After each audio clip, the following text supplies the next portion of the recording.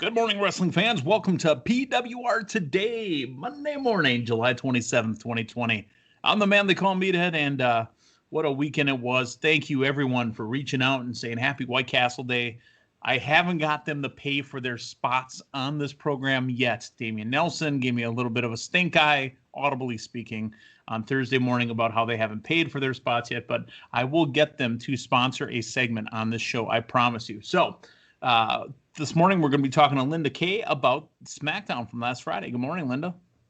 Good morning, Meathead. Hello, birthday boy. Hey, yeah, it's, I've made a lot of revolutions around the sun, right? A lot of rotations around the sun. Yes.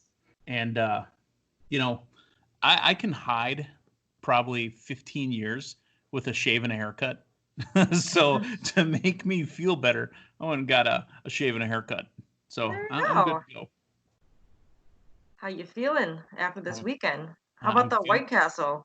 How about the White Castle? I had enough. Not too much, not, too little. I had enough.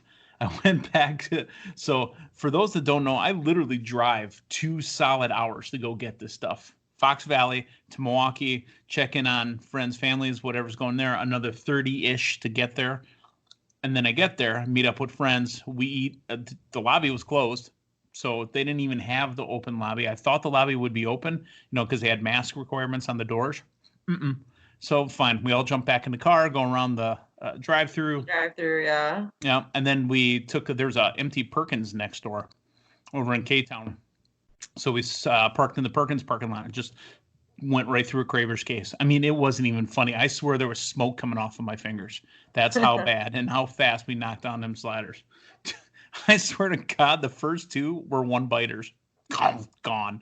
Yeah, absolutely. Well, you got what you wanted.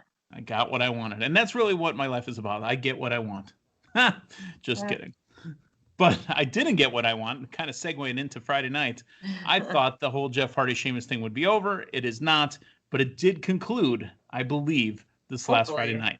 All right. So let's talk about what SmackDown was. I know that you said you had some SmackDown issues watching the program Friday, because you know what else was Friday on White Castle Day? It was opening day. Opening day. Baseball, yeah. It's not the same. You and I, being Milwaukeeans, opening day is somewhat of a holiday for us, almost a religious holiday. Absolutely. I can tell you stories upon stories. Linda, again, I've got a couple more years on you than you do. So I have more opening days at County Stadium probably than you do. I have some under my wing as well. Definitely more Miller Park opening day memories or forgottens, if you will. Just, long party days, but it's definitely a holiday here in Milwaukee. But yeah, so this was a different opening day. I had a stretch at one point. I think it was like 14 in a row, and then I missed one, and then I make as many as I can now being up here. But there was a point when I want to say 16 where I got caught. So the legal drinking age is 21. I remember that story. So yeah. County Stadium jail. Yeah. But it's a big deal. So this year, the new normal in these unprecedented times, now more than ever, get those 3 stupid phrases out of the way. I celebrated opening day by having the game on and listening to you call the game. It was fantastic. He sounded a little sad, to be honest with you, too, going, I hope we get back to something, because I don't know if you guys know that the road teams are calling it from their home stadiums. They are not traveling. So Uke and I forget his partner's name again, but they were calling it from Miller Park, watching it on the scoreboard. Well, I did not know that. I was watching the game on TV. Now, right. So BA and Rock are calling it from not Wrigley Field. And you can't send Uke down there anyways, because Uke is high risk. So you wouldn't send Uke down there. Let's get that correct. WWE Hall of Famer Bob Uecker. And that's where we're going to segue back into wrestling. I had a path. You don't realize this, folks. I had a path to get us from baseball back into wrestling. But the Hall of Famer, WWE legend, Bob Uecker, who once told Andre the Giant when he put his hand on his shoulder, hey, buddy, get your foot off my shoulder. All right. So Mr. Belvedere doing well, calling games. But let's talk about SmackDown. So here's what happened on SmackDown. There was an opening promo with Nikki, Alexa, Bayley and Sasha. Bayley and Sasha come out to the ring. They let us know. And Bayley, by the way, carrying the Raw Women's Championship, which I believe she's defending tonight, correct? Sasha, you mean? Did I say Bayley? I'm sorry, Sasha, yes. Yes, no. Yeah, that is something good for Raw tonight that I'm looking forward to. But she definitely still held on to the belt. We'll see what continues. After seeing Stephanie McMahon last week on Raw make this announcement on who's going to be the actual title holder. Will take place and see. But she's still having that belt. She's still Sasha. Oh, sorry, 2 belts Banks. 2 belt Banks. Right. Yeah, that comes off the tongue better. Yeah. And Bayley Doe straps, but whatever works. I mean, I want to stick a lime in her and just put her up on the bar and sell it for $3.50 when she says Bayley Doe straps. It sounds like she's giving me a Dos Equis. Yes. So, what Nikki's looking for is a title rematch, and Bayley with the something about you didn't take your rabies shots or something because you're pretty riled up tonight. So Bayley, being the role model that she is, the number 2 role model in wrestling, by the way, Britt Baker still, I believe, number 1. Yeah. But the role model that she is says, you know what, you get a title shot, but you're gonna have to earn it against your partner, Alexa Bliss, next. And of course, they're on commentary. The 2 girls go after Sasha and Bayley at the commentary table, but the winner ends up being Nikki Cross, who's going to take on Bayley this coming Friday for a chance at the Women's Championship. Your thoughts?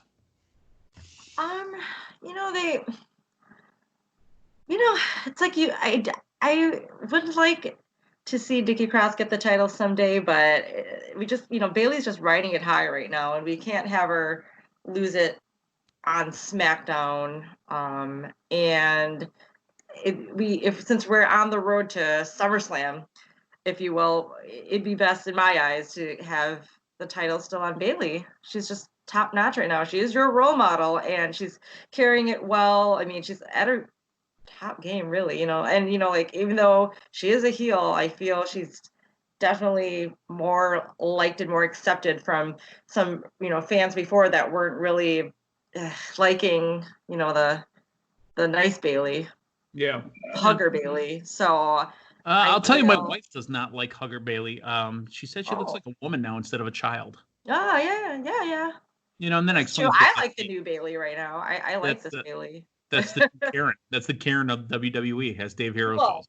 Yeah, but but she is riding it high right now, and I wouldn't like to see the belt taken off of her. But could it be something we can continue on for them for SummerSlam? Perhaps. But I mean, honestly, I do want to see Bayley and Sasha duke it out on the bigger stage, but they're just doing too well as a right. kind of right now. It's funny you say that. So us as wrestling fans, and we have the chance to be broadcast journalists and talk about it. Are we going too fast in our heads, expecting this to go in this direction and not just sitting and enjoying it? Because, we all said, by SummerSlam it should be over.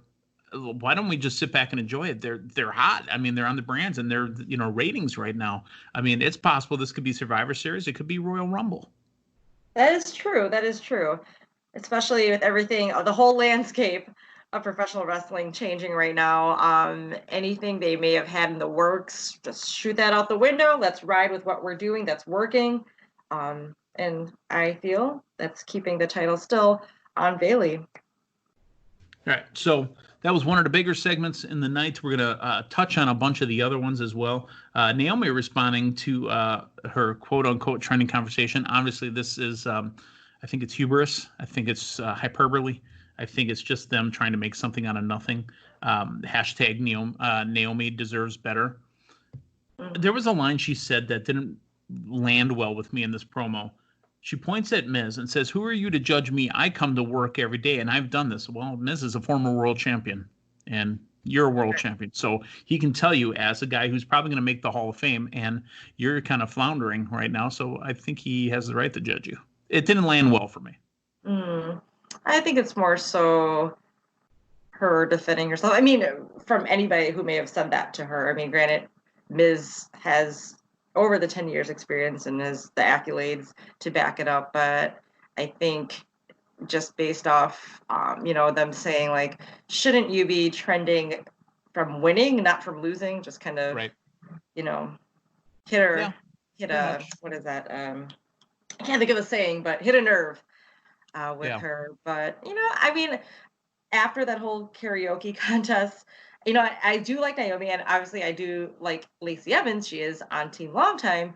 I thought their match the week after was actually tremendous, and I was thinking, you know what, these two can really duke it out, and I would like to kind of see more of it. I would like the title on one of them someday as well. I mean, I know Naomi's been the champion before, and I was hoping Lacey would get her chance. Yes, so I think they do have great chemistry in the ring, and continuing some other type of rivalry right now outside of the whole belts, debacle going on right now would be something extra, something a little bit more for the women's division on either show, really. But we'll see where it goes with them. I mean, like I said, I think that they have great chemistry in the ring together, and they look like they have some decent heat. So sure.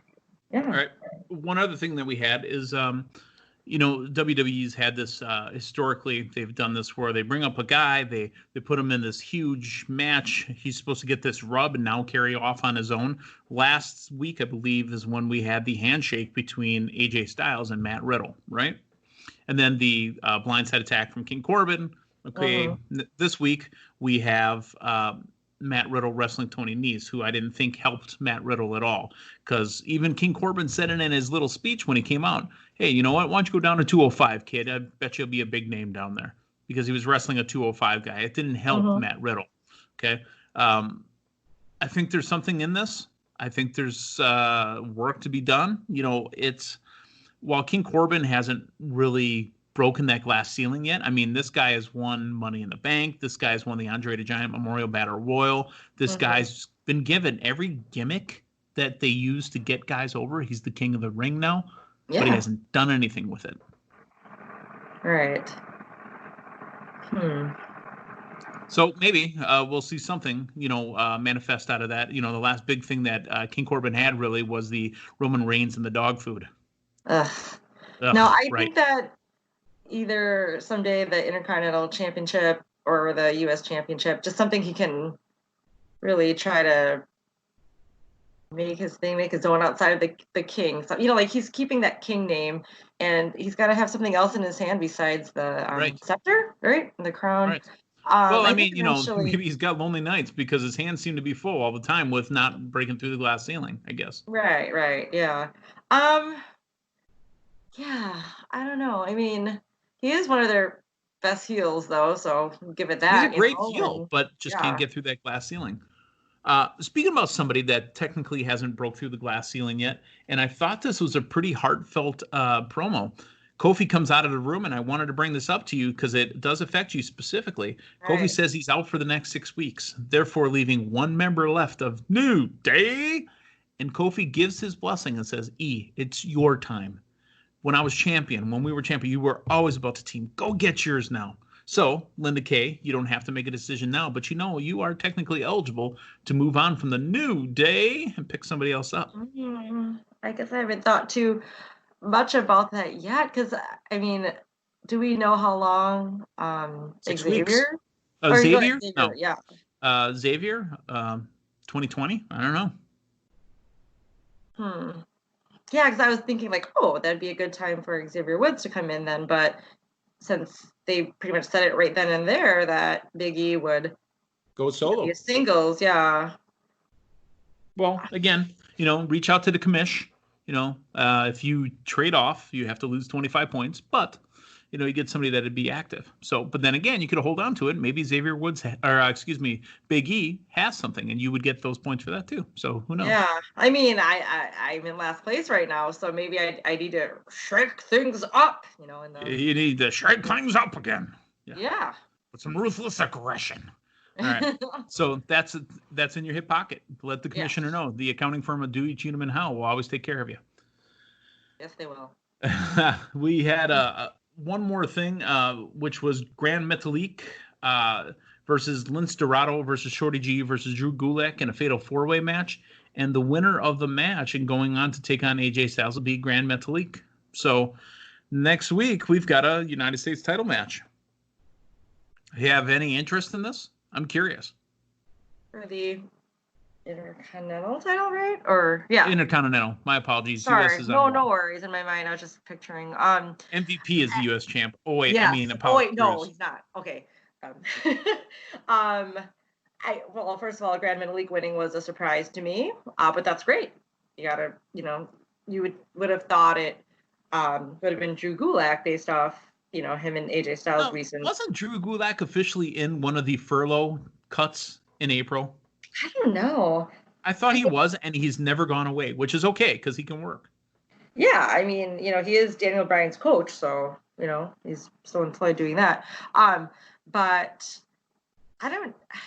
That surprised me. I don't know. He got the fake handshake that turned into the slap as well. I think If he would have shook it right away, he might have got a handshake because he gave a handshake to Riddle. Right. I don't know. I'm wondering if they're maybe kind of doing what Cody's doing with the TNT title, maybe kind of elevating. I'm willing to bet that. Absolutely. And I think WWE is above that, but they're doing it anyway. I think WWE should just be doing the program they do and not trying to cross book against what they're doing. Yeah, but at the end of that match, I don't see AJ Styles still offering a handshake in a good, a good faith way. But if it is a way to elevate and push other stars, I think that's great. Yeah. I just don't. I want to see more with the title and just another good rivalry. Like who would be great to start a new program with AJ Styles? Really, the last one he had a program with was The Undertaker. Yeah.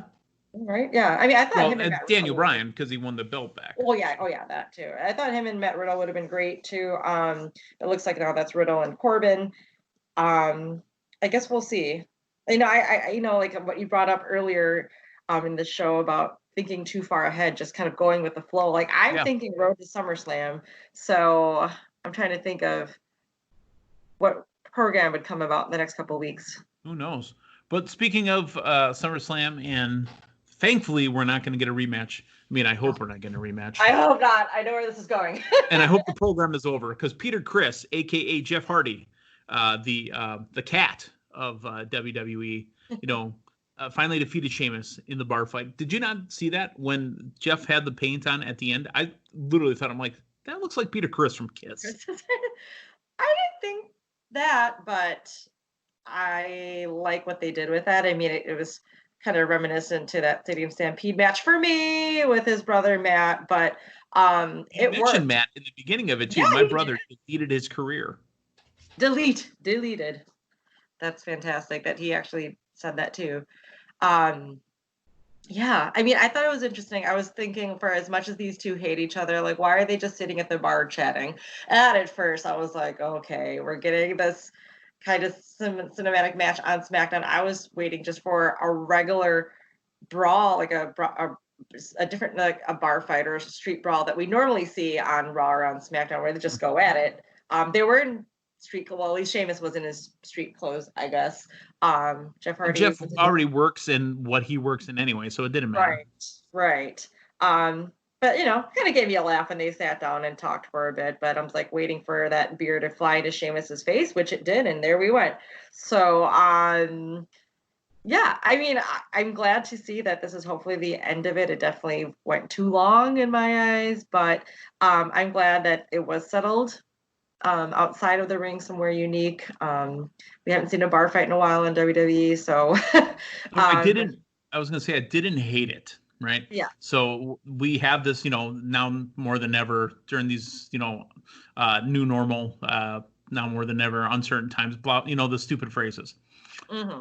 Cinematic matches get a bad rep. So it's not like we just started doing them this year. They've been around a long time. Bar fights been around a long time. Matt Hardy had the Hardy Compound, the deletion match, all that. And by the way, that deletion match in TNA was amazing. Dude, you had Abyss come up as Joseph Parks. It was just fantastic. However, this one wasn't terrible. It's still, and I skipped over the Firefly Funhouse on purpose. This one wasn't the swamp fight from last week. This one was a rough fight. Yeah. I was grossed out by Hardy being in the urinal. I mean, I hope he didn't eat any of the ice. Yes, or the what is that thing that's in there? The cake, urinal cake. Yeah, urinal cakes. Yeah.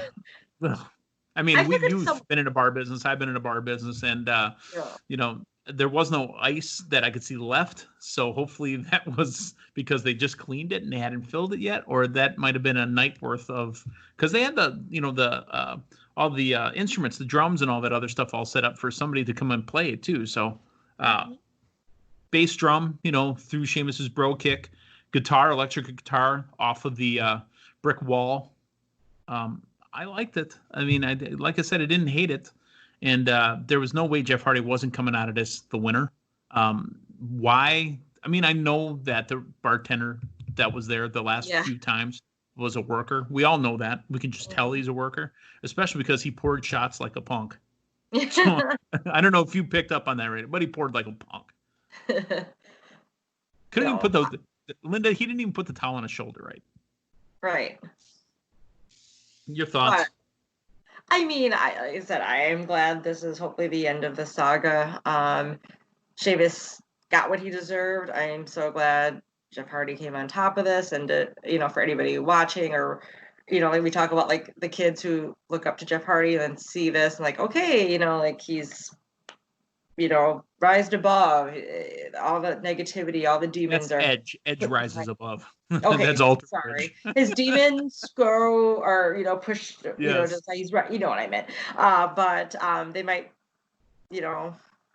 wonder like why they had to settle it in the bar. But you know what? That's okay. Jeff Hardy's finally overcome. He has exorcised the demons. Yes. This house is clear. Right. So like you said, I didn't hate it. I mean, I was entertained. I was waiting for this. It was something I was definitely looking forward to, because I thought initially it was going to be on the horror show, and then me too. That would have been points and points and points, kind of like dollar bills.